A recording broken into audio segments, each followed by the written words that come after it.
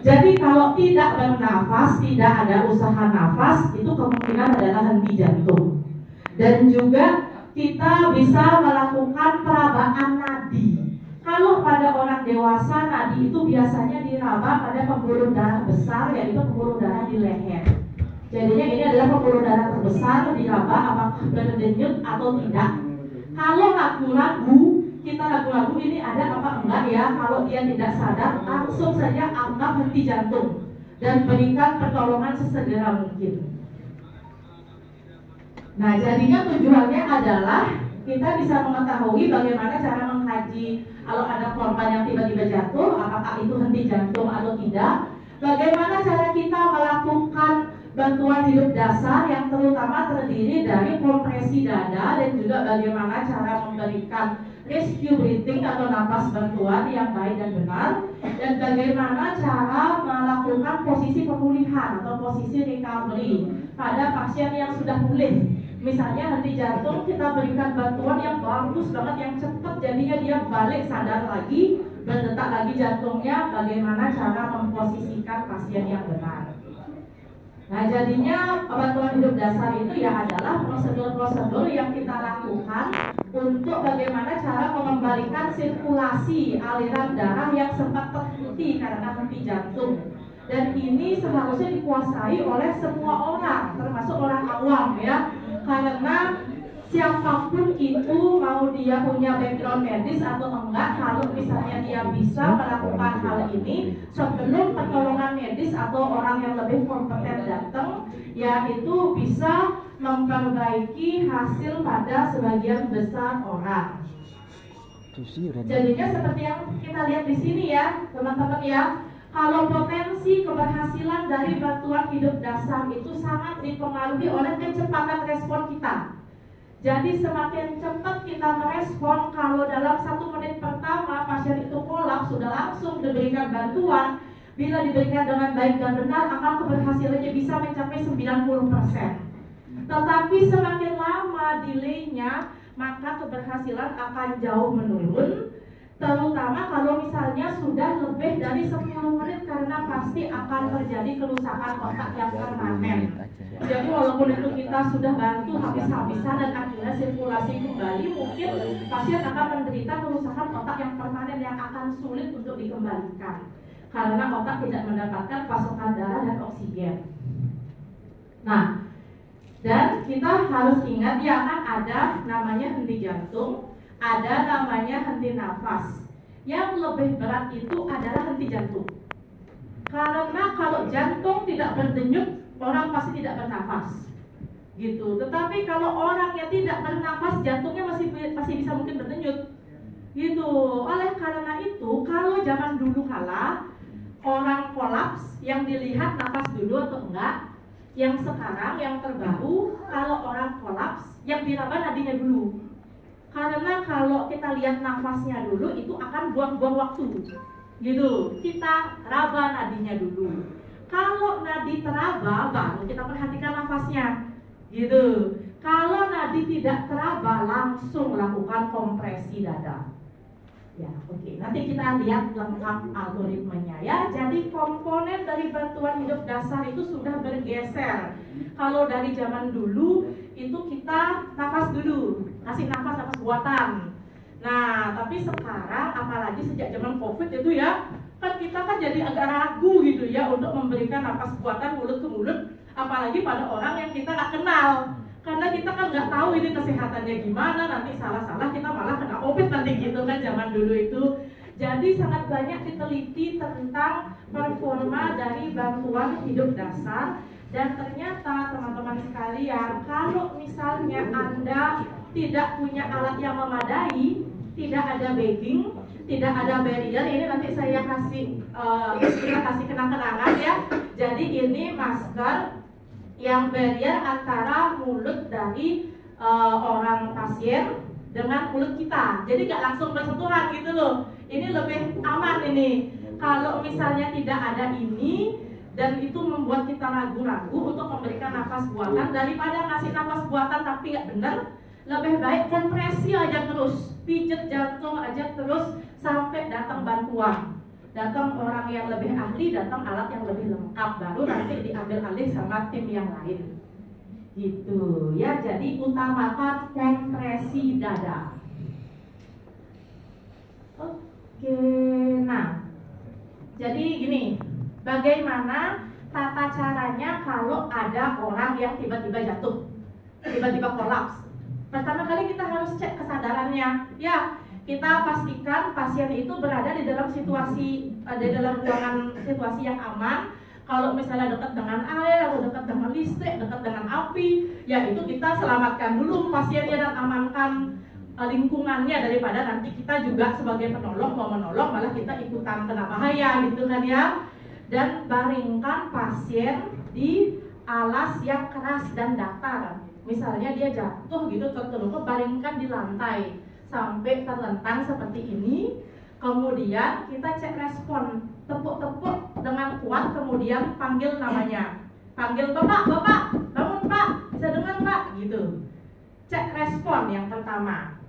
Kalau dia tidak merespon, yang kedua kita panggil bantuan dulu. Tolong gitu, kalau ada orang tolong telepon ambulans, telepon 118. Atau kita telepon ambulan dulu untuk mencari bantuan. Setelah menelepon atau memanggil orang, barulah kita mengecek nadi. Ngecek nadi juga jangan terlalu lama ya, karena kita tidak mau banyak delay. Jadi kita cek nadi di pembuluh darah arteri di leher 10 detik kurang lebih. Caranya gini, 1001, 1002, 1003. Jadi biar nggak terlalu cepat, nggak terlalu lama, sambil raba-raba atas ke bawah 1003, 1004. Cari nadi yang berdenyut, cari denyutan pada pembuluh darah di leher sampai 1010. Kalau sampai 10 detik kita tidak meraba atau kita tidak yakin, kita anggaplah itu henti jantung. Langsung mati ya. Jadi langsung henti jantung dia. Jadi kita lakukan kompresi dada ya, lakukan kompresi dada. Dan kalau misalnya kita punya masker yang melindungi mulut, yang membatasi antara mulut kita dan mulut pasien, bisa menggunakan ini ya untuk memberikan nafas bantuan. Kalau nggak ada dan Anda tidak yakin untuk memberikan nafas, pijat jantung aja sampai penolong berikutnya datang. Lanjut lagi. Saya lanjut ya, salah. Jadinya ini, saat melihat korban tidak sadarkan diri, pastikan 3 aman. Anda aman, Anda yakinkan dulu Anda bisa menolong. Karena itu pijat jantung itu butuh fisik yang kuat juga loh. Kalau misalnya Anda nggak yakin Anda bisa, lebih baik jangan menolong, itu korbannya bertambah nanti. Gitu ya. Yakinkan dulu diri Anda bisa menolong, yakinkan korbannya dalam posisi yang aman, dan lingkungannya aman. Ya, misalnya ada di tengah jalan kayak gini, jangan langsung ditolong di sini ya, Pak, ke pinggir dulu gitu misalnya.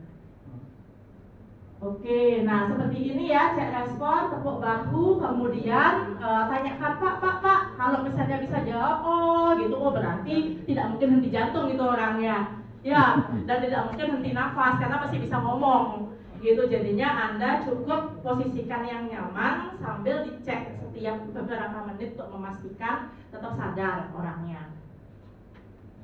Kemudian kalau misalnya tidak sadar, Anda telepon ambulans, panggil orang untuk mencari bantuan. Kemudian, nah ini caranya meraba nadi ya, seperti ini. Diraba nadi di leher selama maksimal 10 detik. Kalau misalnya tidak ada nadi, langsung dilakukan kompresi dada.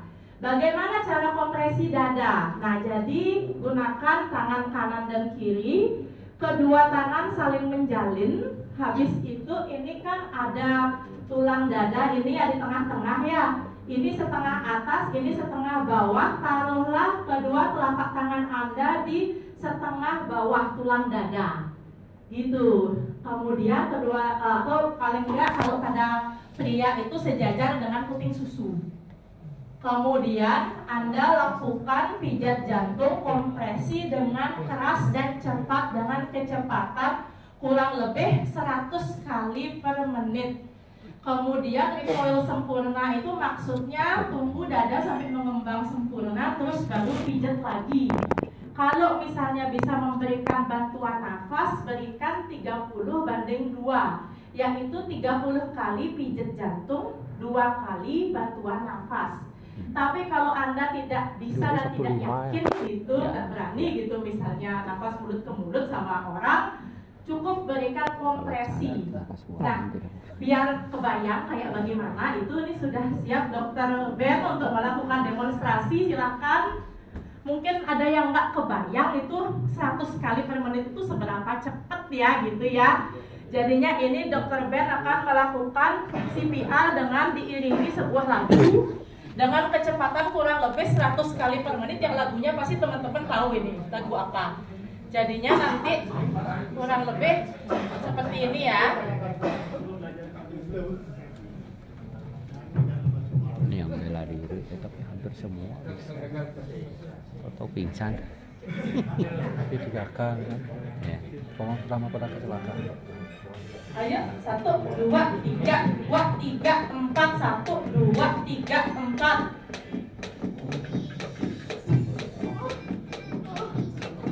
Lagunya Baby Shark ya. Seperti ini ya. Tuh, bayangkan aja lagu Baby Shark kalau misalnya mau melakukan kompresi dada. Nah, kayak gini. Lurus, ini ya. Kemudian tangannya lurus. Berat badannya ditopang ke tangan. Habis itu, nah itu menekan tapi dadanya harus mengembang sempurna. Baru tekan lagi. Gitu. Jadi seperti ini saja, terus-terusan sampai penolong datang.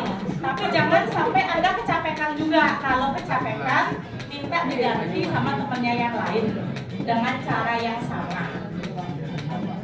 Nah, kurang lebih seperti itu ya. Nanti kalau teman-teman ada yang mau coba, boleh silahkan biar tahu rasanya bagaimana. Coba kompresi dada maksudnya. Bukan coba dikompresi ya sakit, biar tahu bagaimana pasien boleh yang cewek ya. Oke, sudah cukup. Ketawa dokternya.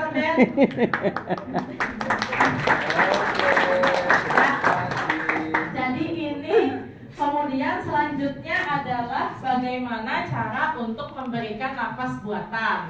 Ini yang cara yang lama ya, kalau kita yakin untuk memberikan nafas buatan terhadap orang itu, misalnya itu saudara kita, orang tua, atau pasangan suami atau istri, kan nggak apa-apa ya kita memberikan. Jadinya caranya seperti ini.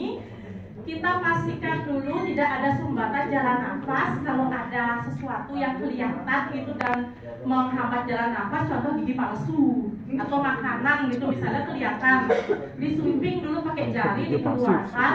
Habis itu baru memberikan bantuan nafas ya. Jadi posisinya itu seperti ini, dagunya diangkat sehingga leher itu nggak menekuk, leher itu begini. Kemudian setelah itu cuping hidungnya itu ditutup supaya tidak terjadi kebocoran udara. Terus memberikan nafas dari mulut ke mulut, dihembuskan nafas yang kuat. Perhatikan apakah ada pengembangan dada gitu ya. Tetapi kalau misalnya ada ini ya lebih bagus lagi Pak. Tapi ini kita mau kasih, jangan deh dibuka nanti. Ini bentuknya seperti masker sungkup oksigen kalau ada yang pernah lihat. Tapi dia ada pipanya di atasnya. Jadinya nanti tinggal dipasang aja maskernya itu di mulutnya pasien, kita tiup di pipanya. Seperti itu aja. Jadi gampang sekali dan lebih aman. Oke ya. Kemudian setelah melakukan kompresi dada dan juga nafas, kita harus memperhatikan mengecek kondisi pasien setiap 2 menit. Itu jadinya 2 menit itu ya kurang lebih aja, kurang lebih 2 menit. Apakah ada respon atau tidak? Kalau misalnya nadi sudah teraba, misalnya berhasil gitu, posisikan pasien ke posisi pemulihan dan diobservasi sampai penolong atau ambulans datang. Oke. Nah, ini adalah posisi mantap atau posisi pemulihan. Jadi ini dilakukan kalau misalnya korbannya itu sudah kembali sirkulasinya, denyut nadinya sudah kembali, nafasnya sudah kembali, udah bagus. Jadinya kita nggak perlu pijat jantung, nggak perlu ngasih nafas lagi, tinggal menunggu aja. Kenapa diposisikan seperti ini? Supaya kalau misalnya masih ada sisa makanan, sisa ludah, apapun itu, dia tidak aspirasi ke saluran nafas. Gitu, kalau muntah gitu atau gimana dia bisa keluar karena kita miringkan posisinya ke sini. Ya, jadinya kayak dikelipukin gitu ke samping, terus kakinya yang atas ditekuk. Jadi supaya dia nggak geser-geser gitu. Nah, ini cara untuk memposisikan mantap. Jadi kan kalau pasien itu dipijat jantung kan posisinya terlentang seperti ini. Ya, kita naikkan satu tangannya, satu tangan yang lain dilipat, kemudian kakinya ditekuk, nah sampai posisinya miring seperti ini. Ini namanya posisi recovery atau posisi pemulihan.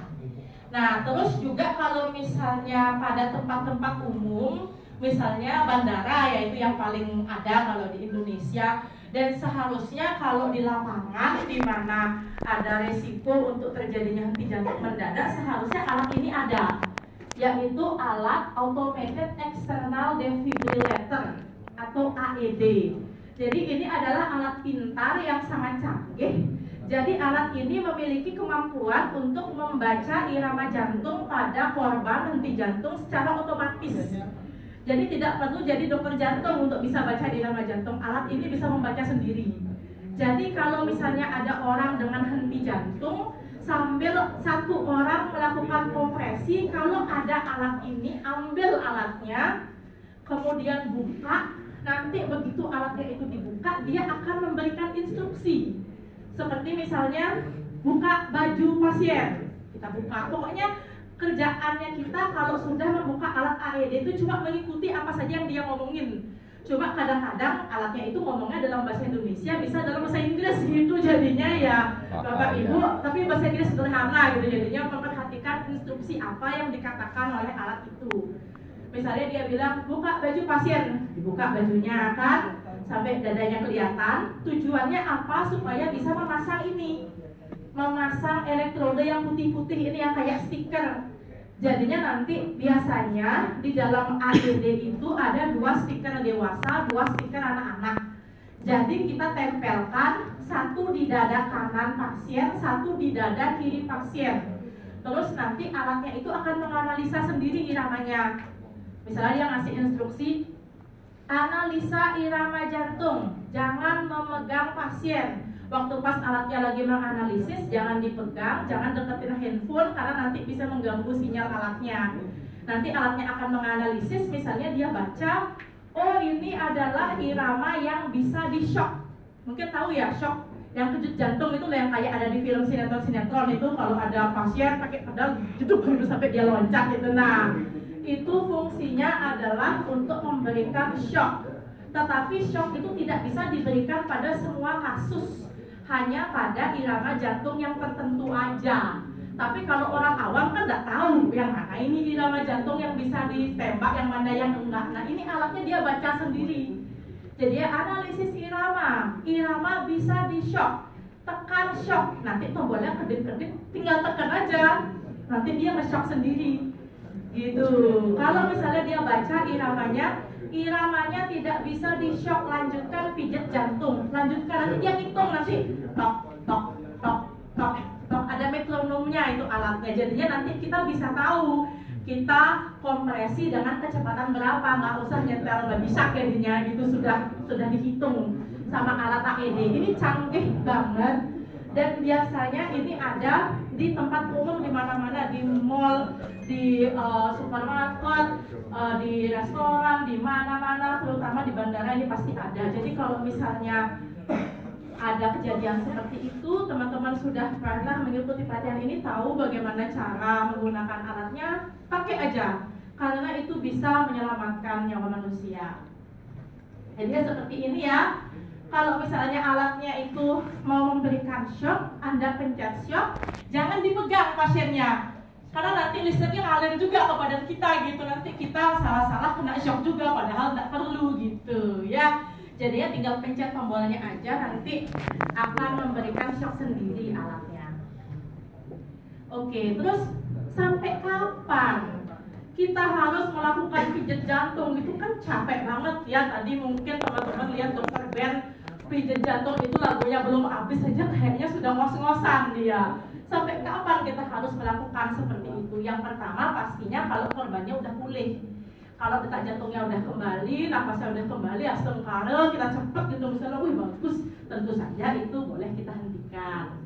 Yang kedua, kalau bantuan yang lebih telatnya datang, ambulans datang, dokter datang, oh ya udah kita udah selesai tugas kita menyelamatkan.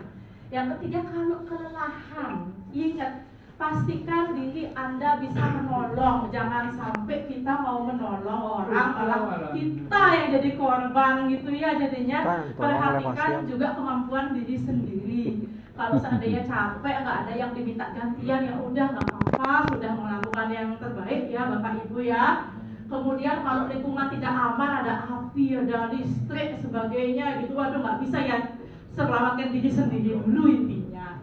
Kemudian kalau ada perintah dokter, jangan lagi dilanjutkan karena sudah ada tampak tanda-tanda kematian yang tidak bisa balik gitu, pupil matanya melebar, refleks nggak ada, ya dihentikan. Atau kalau henti jantung sudah lebih dari 30 menit, karena ya kalau otak nggak dapat oksigen 10 menit aja udah rusak permanen. Jadi kalau udah lebih dari 30 menit ya kayak mungkin jantungnya bisa kembali tapi kerusakan organnya sudah nggak bisa kembali gitu. Jadinya tidak ada manfaatnya juga untuk melanjutkan ya. Oke, baik, mungkin sekian saja dari saya.